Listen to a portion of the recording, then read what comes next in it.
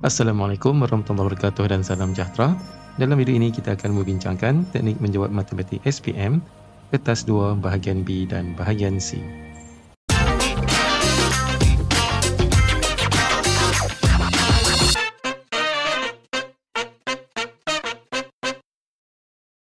Untuk video ini kita akan membincangkan soalan percubaan tahun 2021 dari negeri Selangor Darul Ehsan. Kita lihat soalan kita yang pertama, iaitu soalan bernombor 11. Rajah 6 menunjukkan sebuah pepejal berbentuk prisma tegak dengan tapak segi 4 tepat DEFG terletak di atas permukaan mengufuk. Permukaan SJED ialah kelihatan rentas seragam prisma itu. Segi 4 tepat DEFG, TUVW ialah satah mengufuk. Segi 4 tepat RUVQ ialah satah mencancang. Segi 4 tepat SJRS, PQMN dan JEFM ialah satah condong.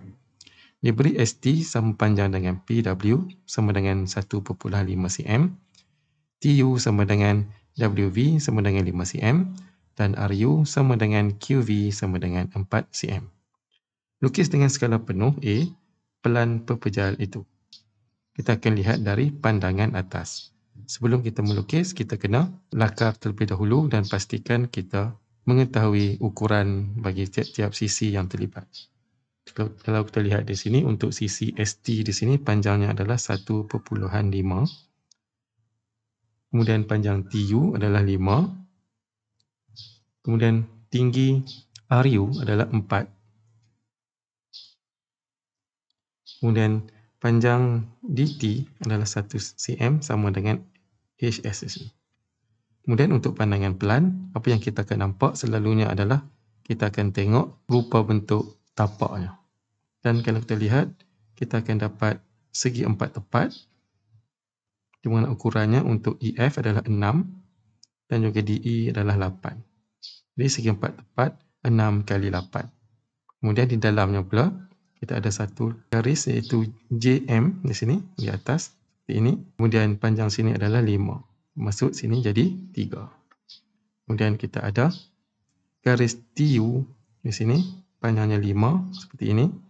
Dan juga garis VW di sini. Ini 1 cm, sini 1 cm.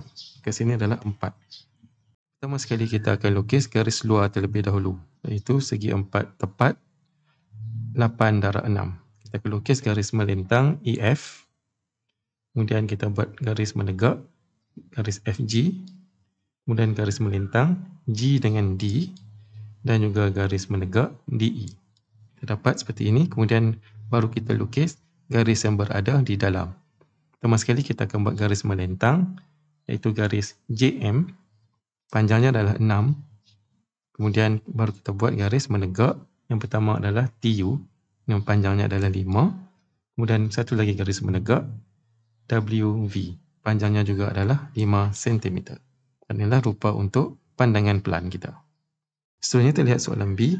Dongakkan pepejal itu pada satah mencancang yang selari dengan DE sebagaimana dilihat dari X. Kali ini kita akan melukis sebagaimana kita dapat lihat dari pandangan X.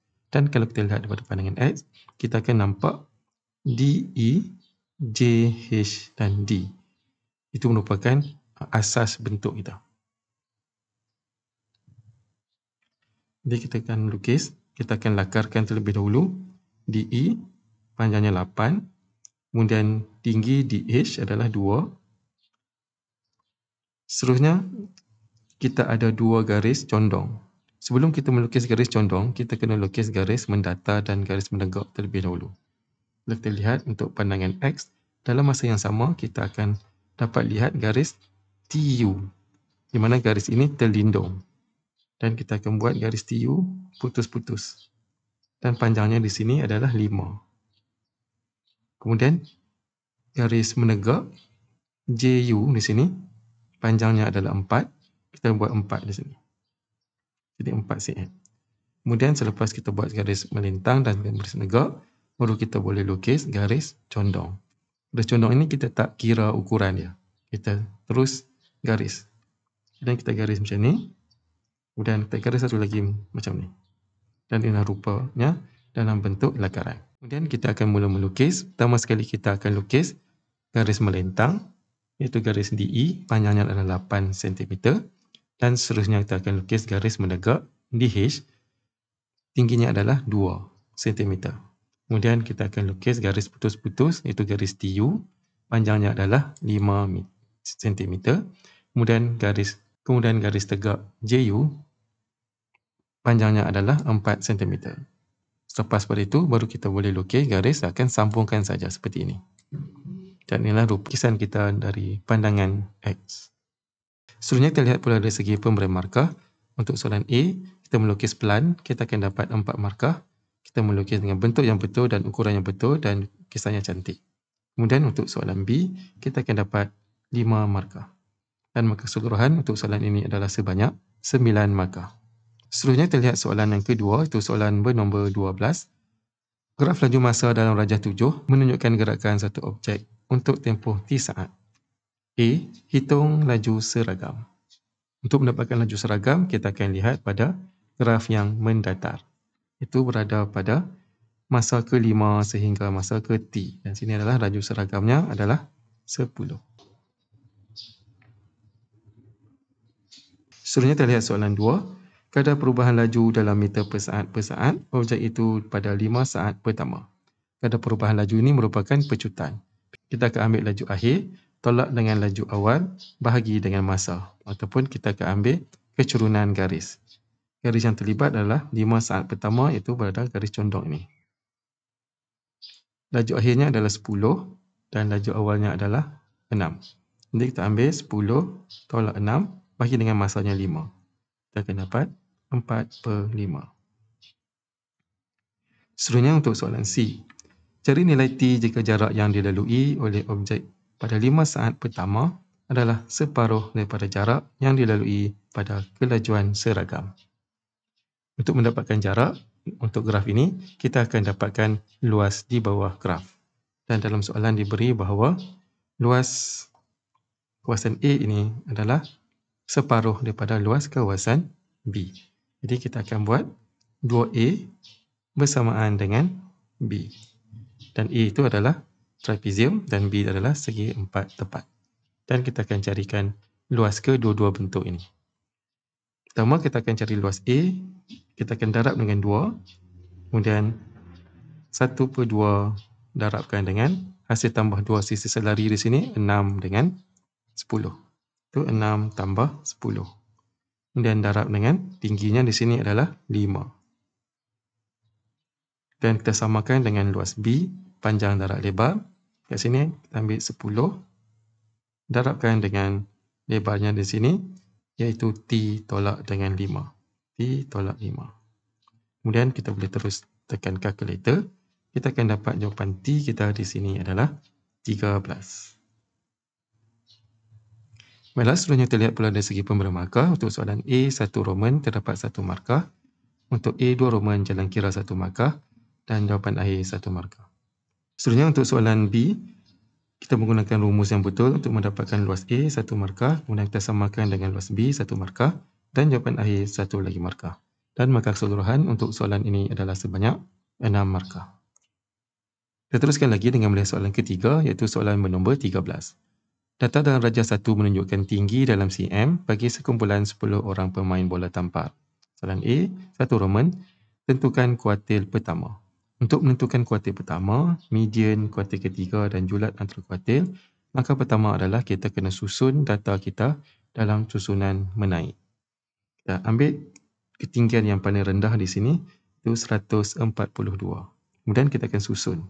Ini 142, kemudian 154, 157, 158, 162, kemudian 162 lagi, kemudian 168, 169, 172 dan 183.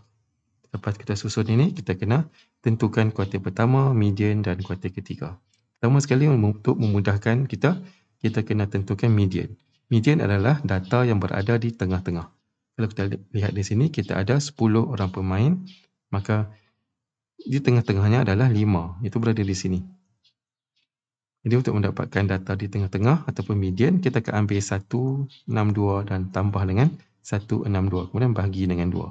Jadi di sini kita boleh dapatkan nilai mediannya adalah 162. Tulis di sini. Kemudian untuk kuartil pertama adalah kita akan ambil data yang berada di sebelah kiri median. Dan data itu berada di tengah-tengah. Dan di tengah-tengahnya adalah 157. Ini merupakan Q1, kuartil pertama. 157. Kemudian untuk kuartil ketiga, data yang berada di sebelah kanan median. Yang berada di tengah-tengahnya di sini adalah 169. Ini adalah Q3. Jadi 169. Kemudian untuk julat antara kuartil, kita akan ambil kuartil ketiga 169 tolak dengan kuartil pertama 157. Dan kita akan dapat 12. Baiklah, seterusnya terlihat soalan B. Jadual 2.1 menunjukkan bilangan patah perkataan yang ditaip oleh sekumpulan peserta di bengkel teringkas dan kesetiausahaan dalam tempoh 5 minit. Lengkapkan jadual 2.2 diurang jawapan 13B. Untuk menjawab soalan ini, kita akan dapatkan nilai fx, x02 dan juga fx02. Pertama sekali, fx bermaksud kita akan ambil nilai f didarabkan dengan x. Sini kita terus tekan kalkulator saja, kita akan dapat jawapan-jawapannya. Kemudian untuk mendapatkan nilai x02, kita akan kosa-duakan nilai x, iaitu nilai titik tengah ni. 123 kosa 2. Kita akan dapat 15129 dan begitulah seterusnya. Seterusnya adalah fx kosa 2. Fx kosa 2 ni kita akan ambil nilai frekuensi ataupun nilai f dan didarabkan dengan x kosa 2 ini. Itu 6 darab dengan 15,129. Kita akan dapat 90,774. Dan begitulah seterusnya.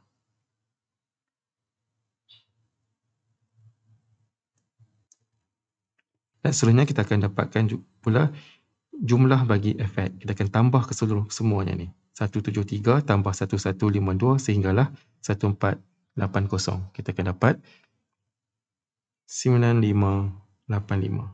Kemudian untuk jumlah x kuasa 2 ditambah untuk kesemua x kuasa 2 ni, kita akan dapat 110599. Kemudian jumlah fx kuasa 2 ditambah kesemua fx kuasa 2 ni, kita akan dapat 1,316,305.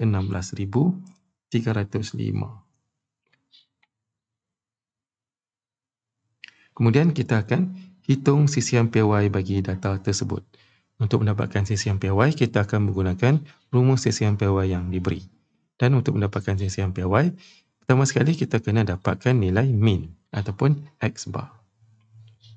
Jadi untuk mendapatkan X bar ataupun min, kita akan ambil hasil tambah Fx, iaitu yang berada pada lajur ketiga ini, 9585 dan dibahagikan dengan keseluruhan data yang kita ada, iaitu 70. Kita akan dapat 136.929. Seterusnya untuk mendapatkan nilai sisian PY, sigma, kita akan kuasa 2 kan. Kita akan ambil jumlah Fx kuasa 2. Itu nilai yang berada di hujung sekali ini. 1,316,305. Kemudian kita bahagikan dengan N, iaitu jumlah keseluruhan frekuensi. Sini 70. Dan ditolakkan dengan min kuasa 2. Purata kuasa 2, 136.929. Kita kuasa 2 kan. Kemudian kita punca pula. Dan kita katakan kalkulator, jawapan akhir kita adalah 7.41. Baiklah, seterusnya terlihat pula dari segi pemberian markah. Untuk soalan A, kita nyatakan kuartil pertama 1 markah, median 1 markah, kuartil ketiga 1 markah dan julat antara kuartil 1 markah. Seterusnya untuk soalan B, kita isikan keseluruhan jawapan yang betul di dalam jadual kita ini. Kita akan dapat 1 markah sahaja. Kemudian seterusnya kita cari nilai min menggunakan rumus 1 markah dan jawapan untuk min 1 markah. Dan untuk mencari sisian PY pula, kita menggunakan rumus, kita gantikan nilai, kita akan dapat 2 markah di sini dan jawapan akhir 1 lagi markah. Dan markah keseluruhan untuk soalan ini adalah sebanyak 10 markah. Teruskan lagi dengan melihat soalan keempat, iaitu soalan nombor 14A. Diberi isi padu gas V berubah secara songsang dengan tekanan P. Diberi V sama dengan 2 dan P 500. Ungkapkan V dalam sebutan P. Di sini diberi V berkadar songsang dengan P. Jadi kita akan tulis V berkadar songsang dengan P, iaitu 1 per P. Kemudian kita akan tulis dalam bentuk persamaan, kita akan masukkan nilai K, itu pemalar. Akan tukar jadi V sama dengan K per P. Dan seterusnya kita akan dapatkan nilai K kita. K sama dengan V darab dengan P. Di mana di sini diberi V 2 dan P diberi 500. Kita akan dapat nilai K adalah 1000. Maka persamaan yang kita akan dapat V sama dengan 1000 per dengan P. Seterusnya kita lihat soalan B. Berdasarkan jawapan di 14A, lengkapkan jadual 3 pada ruangan jawapan. Lihat untuk 14A, kita dapat V sama dengan 1000P. Jadi kita akan gantikan nilai P di sini bersamaan dengan 400. Jadi 1000 per dengan 400, kita akan dapat 2.5 di sini. Seterusnya kita lihat soalan C. Untuk cara yang soalan ini gunakan kertas graf yang disediakan. Anda boleh menggunakan pembaris fleksibel. Berdasarkan jawapan anda di 14B dan menggunakan skala 2 cm kepada 100 pada paksi X dan 2 cm kepada 1 pada paksi Y. Lukis graf untuk nilai X di antara 100 sehingga 800. Mula pertama sekali kita akan melukis paksi X dan juga paksi Y. Untuk paksi X kita akan guna 2 cm kepada 100. Dan untuk paksi Y kita akan gunakan 2 cm kepada 1 unit. Kemudian kita akan plotkan titik kita yang pertama, iaitu titik kita yang pertama adalah 110. Kemudian titik yang kedua 205. Titik kita yang ketiga 254. Kemudian titik kita yang keempat 402.5. Kemudian titik kita yang kelima 502. Kemudian titik kita yang ke-6, 801.25. Seterusnya kita akan sambungkan titik-titik ini dengan satu garis lengkung yang cantik dan licin. Seperti ini. Jadi inilah jawapan untuk soalan kita. Seterusnya kita lihat soalan bahagian D. Daripada graf di 14C, cari isi padu gas dalam meter padu jika tekanan gas ialah 300 Nm. Jadi kita akan lihat pada graf kita akan ambil nilai 300, kita akan unjurkan. Dan di sini kita akan dapat nilai kita adalah 3.3. Maka jawapan kita adalah 3.3. Baiklah, seterusnya kita lihat pula dari segi pemberian markah. Untuk soalan A, kita dapatkan nilai K 1 markah dan kita dapatkan persamaannya 1 markah. Untuk soalan B, kita nyatakan nilai V apabila P sama dengan 400, terdapat 1 lagi markah. Kemudian seterusnya untuk soalan C, untuk soalan graf, kita melukis paksi X dan juga paksi Y dengan label yang seragam, kita dapat 1 markah. Kemudian kita plotkan ke semua 6 titik dengan koordinat yang betul, kita dapat 2 markah. Kemudian kita sambungkan titik-titik tersebut dengan satu garis lengkung yang cantik dan licin, kita dapat 1 lagi markah. Seterusnya untuk soalan D, kita nyatakan nilai 3.3, kita dapat 1 lagi markah. Dan markah keseluruhan untuk soalan ini adalah sebanyak 8 markah. Baiklah, seterusnya kita lihat soalan yang kelima, iaitu soalan bernombor 15. Rajah 8 menunjukkan sisi 4 ABCD, AEFD, KLMN dan PQRS yang dilukis pada satah kertas. A. Transformasi G ialah satu pantulan pada garis X sama dengan sifar. Transformasi H ialah satu translasi negatif 3, 2. Nyatakan koordinat imej bagi titik F di bawah penjelmaan berikut. Sini F adalah merupakan objek kita. Dan koordinat F adalah negatif 3, 1. Jadi kita akan ambil titik permulaan negatif 3, 1. Kemudian kita akan melakukan transformasi H. H adalah translasi negatif 3, 1 bermaksud ia akan bergerak 3 ke kiri dan 2 ke atas. 3 ke kiri, 1, 2, 3 dan 2 ke atas, 1, 2. Dan jawapan akhir kita adalah negatif 6, 3. Kemudian seterusnya untuk dua Roman HG, kita akan ambil titik F juga, iaitu negatif 3, 1, dan kita akan lakukan G terlebih dahulu yang berada sebelah kanan, kemudian diikuti H. G di sini adalah pantulan pada garis X sama dengan sifar. X sama dengan sifar merupakan paksi Y. Kita akan pantulkan F pada paksi Y. Di sini 1, 2, 3 dan dia akan menjauhi paksi Y 3 juga. 1, 2, 3 dan berada di sini. Dan imejnya adalah pada kedudukan 3, 1. Kemudian kita akan lakukan H pula, iaitu translasi negatif 3, 2, 3 ke kiri dan 2 ke atas. 1, 2, 3 ke kiri dan 2 ke atas, kita akan dapat 0, 3. Baiklah, sebelum kita lihat soalan B, AEFD ialah imej bagi ABCD. Kita lihat sini, ini adalah objek, ini adalah imej di bawah penjelmaan V. Kemudian KLMN ialah imej bagi AEFD. Ini KLMN, ini imej daripada imej ABCD tadi. Huraikan selengkapnya. 1. Penjelmaan V. Jadi penjelmaan V ini bagaimana objek boleh dapatkan imej ini. Dan kalau kita lihat, ia merupakan satu pantulan. Pantulan pada garis AD di sini, di tengah-tengah ni. Jadi untuk penjelmaan V, kita boleh tulis bahawa dia merupakan pantulan pada garis AD. Seterusnya untuk dua Roman, penjelmaan tunggal yang setara dengan gabungan penjelmaan WV. Kalau kita lihat sini, untuk penjelmaan WV, objek asal kita adalah ABCD berada di sini dan objek akhir adalah KLMN. Dan penjelmaan WV ini merupakan kedua-duanya adalah pantulan kalau kita lihat di sini. Kemudian dia pantul di sini sekali, kemudian dia pantul pada garis X sama dengan negatif 6 ni sekali. Jadi untuk soalan 2 ni, dia ada satu saja penjelmaan yang boleh terus daripada ABCD ke KLMN ini. Dan kalau kita dapat lihat di sini, penjelmaan yang terlibat adalah iaitu putaran mengikut arah jam berada di sini. Dan pusatnya akan berada dalam lingkungan kawasan ini. Dan untuk mendapatkan pusat, kita akan pilih satu titik pada objek, contohnya C. Dan kita akan pilih satu titik pada imej yang sepadan dengan C, iaitu M. Kemudian kita akan sambungkan, kita akan buat seperti huruf L, seperti ini.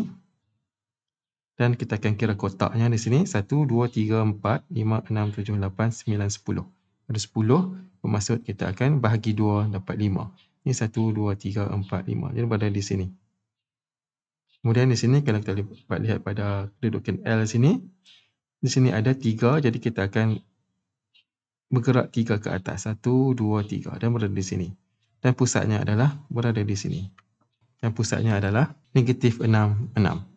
Maka penjelmaan tunggal yang terlibat di sini adalah putaran 90 darjah ikut arah jam pada pusat negatif 6, 6.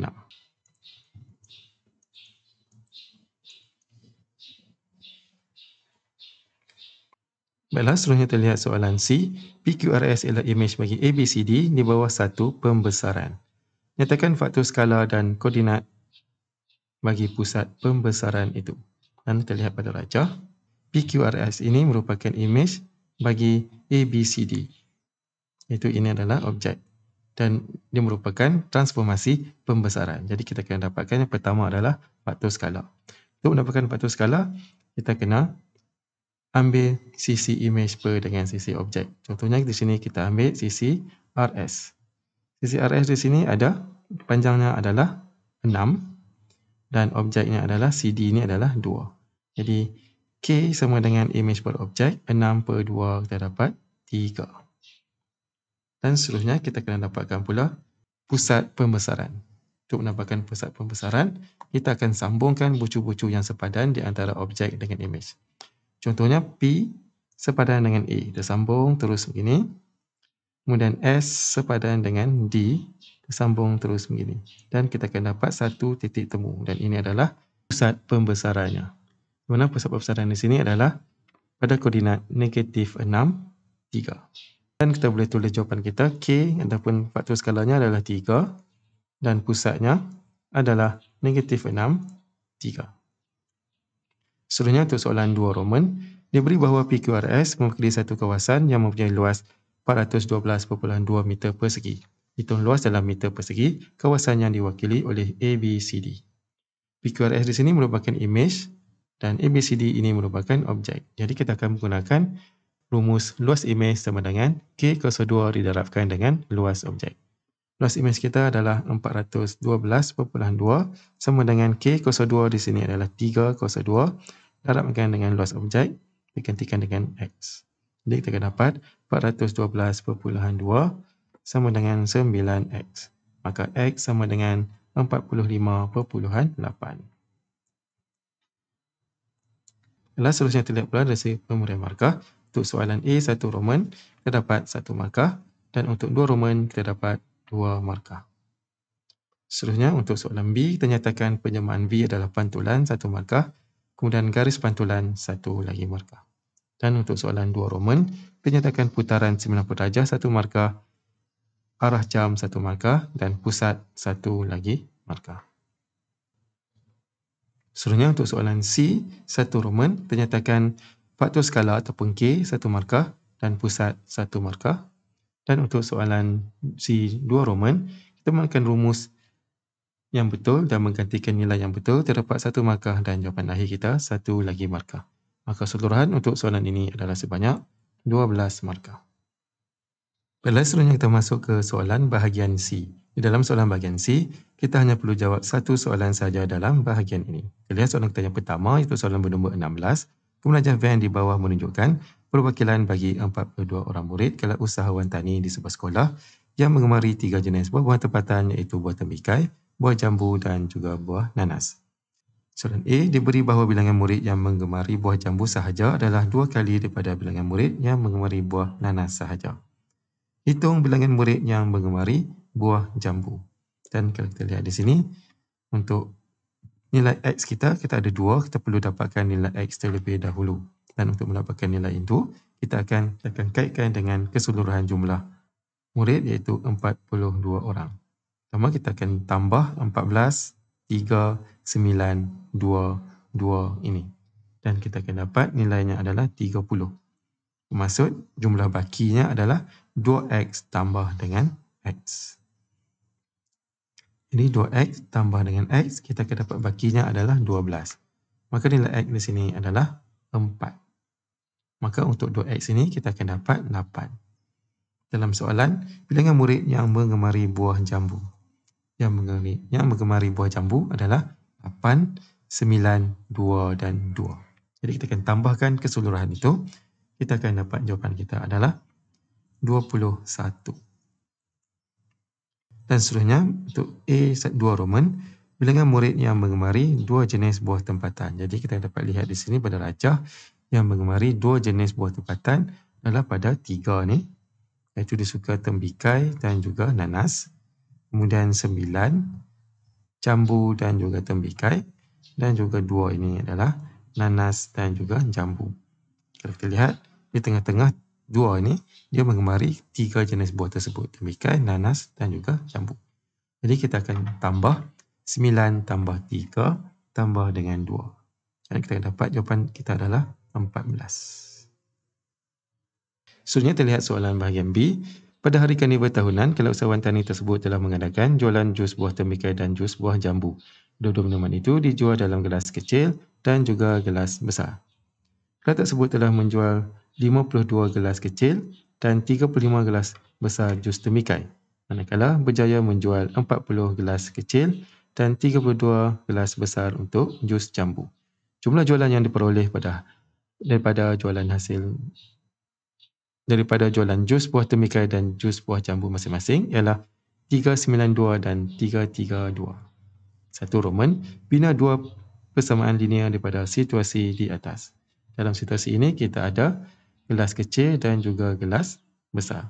Jadi untuk gelas kecil kita akan nyatakan sebagai X dan gelas besar kita akan nyatakan sebagai Y. Pertama sekali kita lihat untuk jumlah jualan jus buah tembikai, kita ada 52X di sini. Tambahkan dengan 35Y. Dan jumlah jualannya adalah 392. Manakala untuk buah jus buah jambu pula, kita ada di sini 40X tambah dengan 32Y. Kita akan dapat 332. Seterusnya, untuk soalan 2 Roman, dengan menggunakan kaedah metrik, hitung harga sebuah gelas kecil dan harga sebuah gelas besar. Jadi, kita akan susun dalam bentuk matriks yang ada baris dan lajur, 52, 35, 40, 32. Darabkan dengan X, Y, sama dengan jawapan 392, 332. Kemudian kita akan dapatkan XY sama dengan, kita akan songsangkan metrik kita iaitu 1 per A. A di sini 52 darabkan dengan D 32, tolak dengan B 35 darab dengan C 40. Kemudian A dengan D akan bertukar tempat, 32 di atas, 52 di bawah. Kemudian B akan bertukar tanda, dia akan jadi negatif 35 dan C juga bertukar tanda jadi negatif 40. Darabkan dengan 392, 332. Sampai ke tahap ini, kita boleh terus menggunakan kalkulator. Pertama sekali, kita tekan menu, kemudian kita tekan A, kita dapatkan simultaneous equation, kita tekan 1. Kemudian kita tekan 2 untuk 2 unknown. Kemudian kita akan masukkan nilai untuk persamaan pertama, iaitu 52 sama dengan 35 sama dengan 392 sama dengan. Kemudian untuk persamaan kedua, 40 sama dengan 32 sama dengan, kemudian 332 sama dengan. Kemudian untuk dapatkan jawapan X, kita tekan sama dengan, kita akan dapat jawapannya adalah 3.5.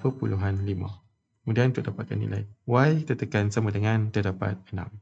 Ini jawapan kita untuk soalan B2 Roman. Seterusnya terlihat soalan C. Pihak sekolah telah mendapat sebidang tanah untuk diusahakan oleh Kelab Usahawan Tani. Kelab tersebut telah merancang untuk menanam ketiga-tiga jenis buah tempatan yang digemari mereka. Darjah 9 menunjukkan sebidang tanah tersebut yang berbentuk segi empat tepat PSTU.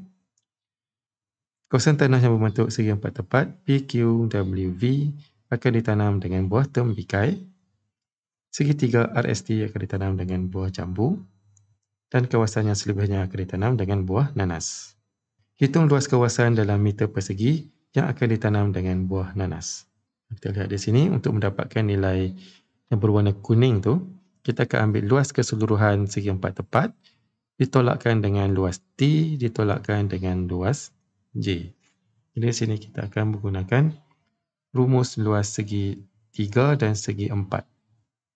Kita lihat di sini, untuk panjang RS adalah 50, di sini PV juga adalah 50, kemudian untuk PQ 120 dan QW juga adalah 50.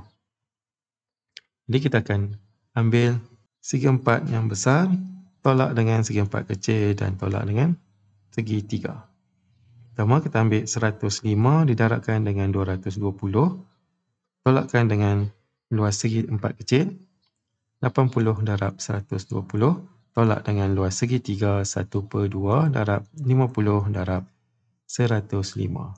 Kemudian kita akan dapat nilai jawapannya adalah 14,475.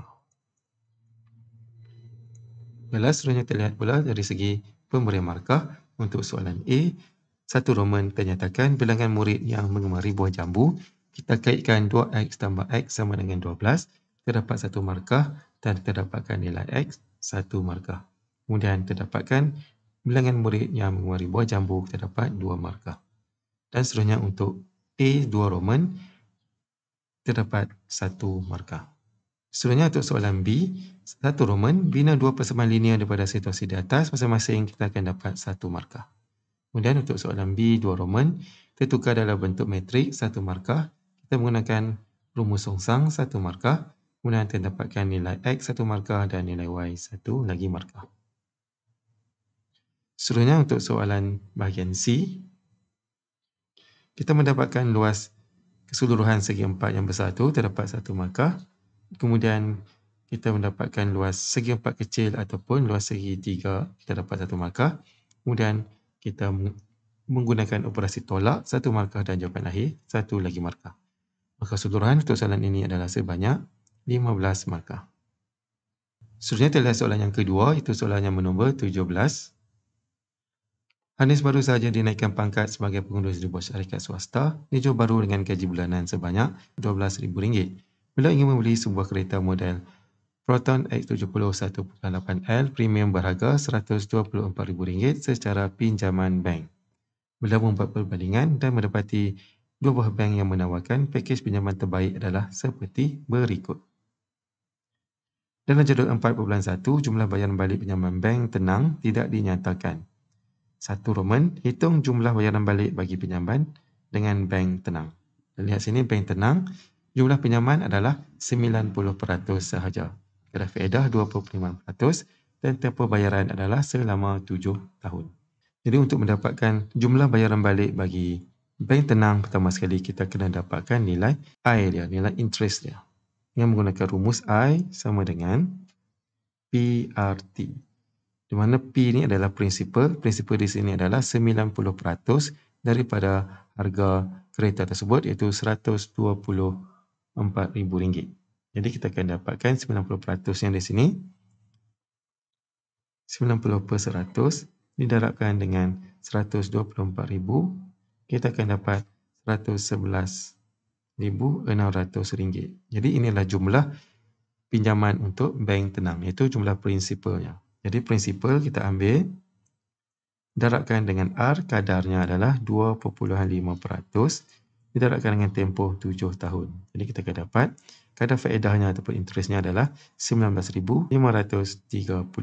Jadi bayaran balik yang perlu dibayar bagi bank tenang adalah kadar 90%-nya tadi, ditambahkan dengan kadar faedah RM19,530. RM131,130 di sini. Seterusnya untuk soalan 2 Roman, hitung angsuran bulanan bagi kedua-dua bank tersebut. Untuk mendapatkan angsuran bulanan, kita akan ambil jumlah bayaran balik dibahagikan dengan tempoh bayaran. Dan tempoh bayaran ini kita kena nyatakan dalam unit bulan. Pertama sekali untuk Bank Sejahtera, jumlah bayaran balik adalah 158,596 dan tempohnya adalah 9 tahun terdarab dengan 12. Jadi terdapat RM1,468,48. Kemudian untuk Bank Tenang, jumlah bayaran balik adalah 131,130 darab dengan tempohnya 7 tahun didarabkan dengan 12. Kita dapat 1,561,07. Seterusnya kita lihat soalan B. Setelah hampir genap setahun sejak Hanis membeli kereta baru, beliau perlu mempengaruhi cukai jalannya. Kapasiti enjin keretanya ialah 1799cc. Jadual 4.2 menunjukkan kadar cukai jalan kereta persendirian di Semenanjung, Malaysia. 1 Roman, siapakah yang mengutip cukai jalan bagi pihak kerajaan Malaysia? Jawapannya adalah Jabatan Pengangkutan Jalan ataupun JPJ. 2 Roman, berapakah kadar asas cukai dalam ringgit Malaysia bagi kereta Hanis? Kereta Hanis adalah 1799cc. Jadi kalau kita lihat pada jadual cukai ini, kita akan ambil pada baris yang kedua di sini, iaitu 1601cc sehingga 1800cc. Dan kadar asasnya di sini adalah sebanyak 200. Itu 200, RM 200. Kemudian untuk soalan 3 Roman, hitung jumlah cukai jalan yang perlu dibayar oleh Hanis. Jadi cukai asasnya adalah 200. Kemudian dia ada lagi baki untuk CC-nya. 1799 tolak dengan 1600. Terdarab dengan kadarnya di sini diberi adalah 40 sen untuk setiap CC. Terdarab 0.4. Maka selebihnya itu kita akan dapat RM RM79.60. Jadi kita akan tambahkan dengan cukai asas 200. Itu 200 tambah dengan 79.60, kita dapat RM RM279.60. Seterusnya kita lihat soalan C. Pelajar 10 menunjukkan peta perjalanan Hanis dari rumah ke pejabatnya. Sini rumah Hanis dan sini adalah pejabat. Setiap persimpangan diwakili oleh huruf J, K, L, M, N, P, Q dan R. Rumah Hanis terletak di persimpangan J dan pejabatnya di persimpangan R. Nombor-nombor pula mewakili jarak dalam kilometer bagi setiap jalan yang menghubungkan persimpangan-persimpangan tersebut. 1 Roman, wakilkan laluan perjalanan Hanis dari rumah ke pejabatnya dalam bentuk graf berpemerat. Kita lihat pada rajah ini, kita kena sambungkan bucu-bucu iaitu huruf-huruf tersebut untuk mendapatkan tepi. Jadi di sini kita hanya sambungkan saja. Contoh sini J, kita sambung ke M. Kemudian sambung ke K, L, M di sini. Ini ada P. Ini sambung ke R, sambung ke Q. Di sini kita sambung ke Q di sini. Jadi ini rupa graf berpemberat kita. Kemudian kita kena labelkan tepi itu dengan jarak dalam kilometer tersebut. Dan jawapan kita akan dapat seperti ini. Kita boleh lukis menggunakan sama ada garis lengkung ataupun garis lurus. Seterusnya, soalan 2 Roman. Nyatakan laluan terdekat yang boleh dilalui sekiranya Hanis perlu mengisi petrol sebelum menuju ke pejabat. Dia harus mengelak melalui kawasan sekolah.